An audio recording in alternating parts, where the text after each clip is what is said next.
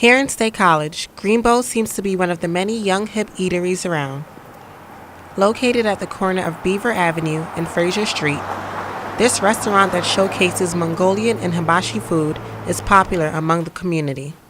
According to TripAdvisor.com, Greenbow is ranked number 15 out of 92 as best restaurants in State College, Pennsylvania.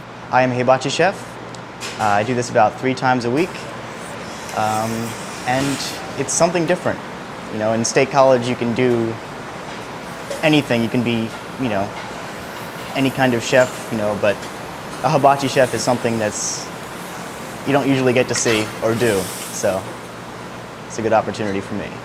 When I came in here one day to eat, and I was looking for a job and just decided to try to put in an application, see if it was possible, and I was pretty much hired on the spot. And hopefully, the good thing about these skills is I can take them with me whenever, so I'll buy myself a little flat top grill that I can use in my kitchen in the future and be able to do this stuff at home and do something that no one else can. Greenbow's official website has instructions on how to create a good bowl. They have monthly features that are menu additions that they recommend.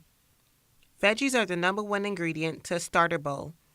Number 2 must be a sauce. Sweet, sour, spicy. A customer will have no problem finding the right one. Number 3 is a stick to specify a particular meat. Number 4 is when you watch a hibachi chef grill your dish. And last but not least, 5 is when you sit back and enjoy the meal. Gilbert definitely has plans to open up his own chef school outside of State College, Pennsylvania.